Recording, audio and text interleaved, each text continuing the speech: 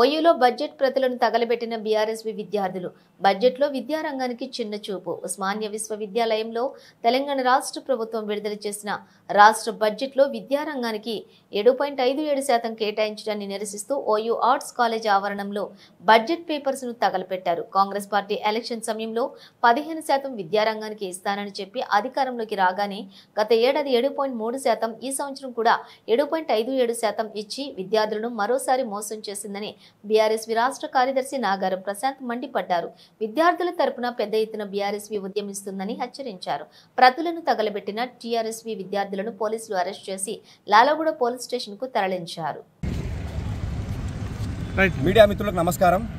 ఈరోజు మనం చూసినట్టయితే రాష్ట్ర అసెంబ్లీలో బడ్జెట్ని విద్యారంగానికి చాలా తక్కువ కేటాయించారు. 7.57తోనే ఈసారి రేవంత్ రెడ్డి ప్రభుత్వం తక్కువ చూపించింది.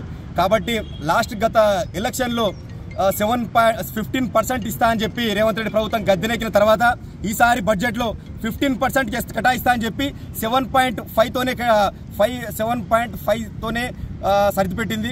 రేవంత్ రెడ్డికి మేము ఒకటే హెచ్చరిస్తా ఉన్నాం, బిడ్డ ఇప్పటికైనా మా విద్యార్థి లోకానికి ఖచ్చితంగా ఇక్కడ ఉస్మానియా యూనివర్సిటీకి 1000 కోట్లు కేటాయించాలి. అదనంగా ప్రతి ఒక్క తెలంగాణలో ఉన్నటువంటి ప్రతి యూనివర్సిటీకి 100 కోట్లు అదనంగా కేటాయించాలని మేము డిమాండ్ చేస్తా ఉన్నాం బీఆర్ఎస్వి తరఫున.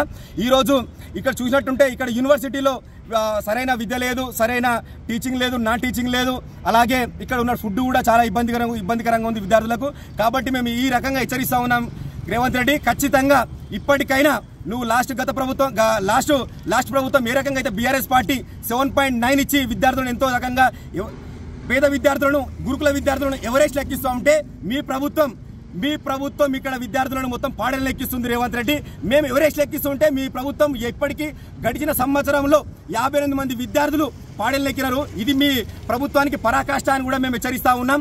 ఇప్పటికి కూడా విద్యార్థులు ఎంతో మంది ఇక్కడ యూనివర్సిటీలో ఏం మాట్లాడినా ఏం చేసినా కానీ కేసులు పెడుతోంది కాంగ్రెస్ ప్రభుత్వం.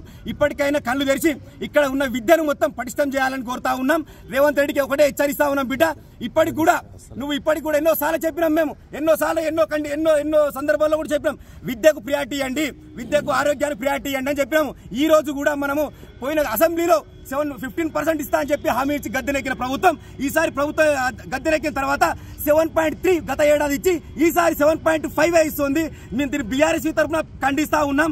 రేవంత్ రెడ్డి రానున్న రోజుల్లో విద్యార్థులంతా ఒకటై నీ అసెంబ్లీ గోడలు బద్దలు కొట్టి మరి ఈసారి మాకు ఏ రకంగా రావాలో అది మేము వచ్చేట్టు మేము చేస్తా ఉంటున్నాం. ఖబర్దార్ రేవంత్ రెడ్డి.